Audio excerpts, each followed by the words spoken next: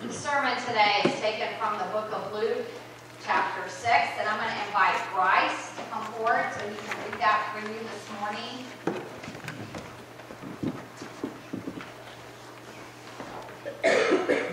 Bryce is going to be reading Luke chapter 6, 46 through 49.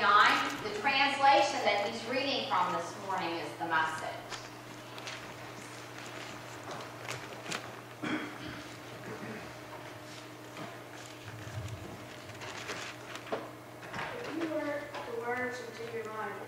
You are like a smart carpenter who dug deep and laid the foundation of his house on bedrock.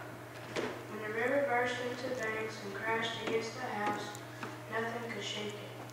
It was built to last. But if you just use my words in Bible studies and don't work them into your life, you're like a dumb carpenter who built a house but skipped the foundation.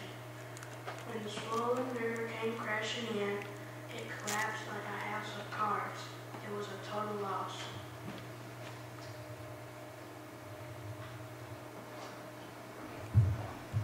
Let the people say amen. Amen. Thank you.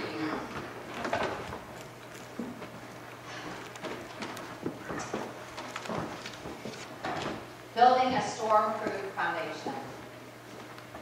That's what I want to talk to you about this morning.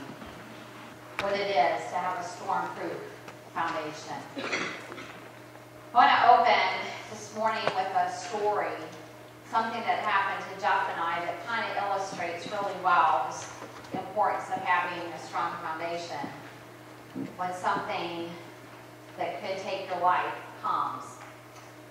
In 1979, we were on the island of Okinawa, Japan, and there was a typhoon that had come, and so we were restricted barracks. We weren't allowed to be out, and they had different settings that kind of told us, you can go out of the barracks now, you got to stay in, you know, depending on what was going on outside. The island of Okinawa is very small. It's not very big. I believe it's only about 86 miles long and 12 miles wide at the widest point.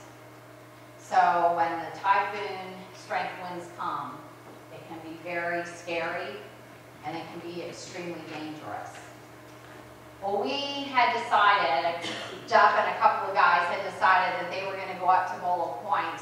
And when you see pictures of Bolo Point, it's pretty amazing because the point is this rocky cliff that sticks out probably about 100 feet, 100 yards, 100 feet towards the water. And then there's the lighthouse that probably stands about 100 feet tall.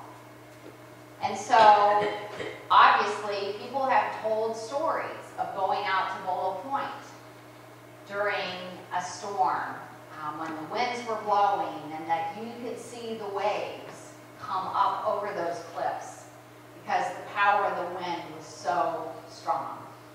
Well, we had kind of gotten it all clear, and so I was in the office working because if I wanted to get fed, that's where I needed to be. And so I was up in my office, and one of the guys, Larry Suarez, came in and he said, Diane, we're going to Bolo Point to see the waves. Do you want to go with us? And I'm like, sure, I'll go with you. So we went to Bolo Point, which was only about a half an hour from Camp Butler, where we were stationed and where we worked. And we went out there that evening to watch the waves. And you could see the waves as soon as we got to that place. And it was dark, so you kind of leave the headlights on, but you could hear the sound of the roar of those waves coming up over those cliffs. So we walk up to the lighthouse, and we're standing there. And two of the guys that we were with, Larry Suarez and Norman, went to the front of the lighthouse. They said, we're going to walk around to the front of the lighthouse so that we can see the waves a little bit better.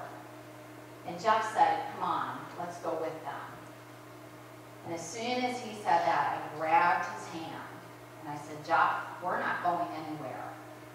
And within a split second, I would dare to say it wasn't even a second, this huge wave came up. and totally engulfed that lighthouse. Pressed, Jeff and I slammed us against the wall of that lighthouse. The waters just kind of swirled around. Well, to make a hard story short, Norman lost his life that night. Larry lost his leg. It was a dangerous place to be. The whole foundation shook in that lighthouse. But Jeff and I were okay because we were protected by that solid foundation that was at the base of that lighthouse. How many of you have weathered storms in your life, have been in storms in your life, maybe in a storm right now that feels like you're just being tossed and turned, and you wonder, are we going to be able to get through this? Are we going to be okay?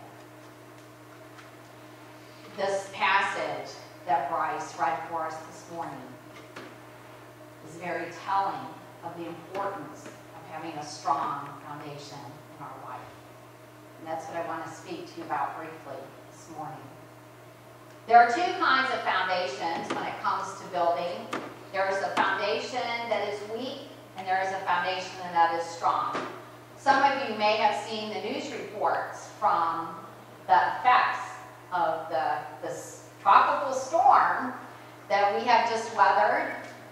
There was a very telling picture that they showed on the news last night of a house that was on Nag's Head, and it showed that the water had come up and that house was now in the water.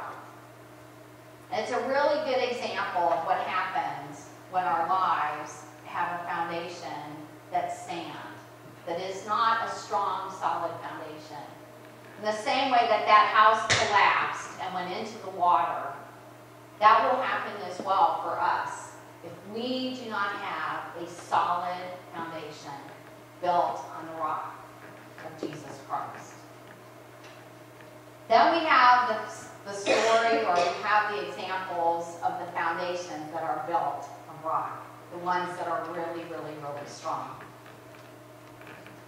Those are the times when, and stories that we've heard, whether it's somebody in this church, somebody in the community, folks who will tell you their story of times when they have gone through difficult things. And what do they say? It was the grace of God. It was the love of the Father. It was my faith. One of the phrases that I hear a lot too is, that person was really religious. And I'm beginning to understand fully now what that means, a deep faith. When somebody says somebody's religious, I'm finding and beginning to understand that that's what that means. That they have a deep faith, one that is strong, that gives them this foundation that's like rock, so they can hold on in the times that are difficult. We have two choices when it comes to a foundation of life. We can choose a foundation that's weak, or we can choose a foundation that is strong. When we choose a foundation that is weak, or a foundation that's made of sand, as we find in the book of Luke, those are the things, that's when we build our foundation on the things of the world, when we buy into the lie. That the things that are most important in our life are the things that the world says are important. Things like having a lot of money in the bank, things like being financially secure, things like making career the top priority in our life. Everything that would separate us from having a full, deep, devoted relationship to Jesus Christ. Now understand,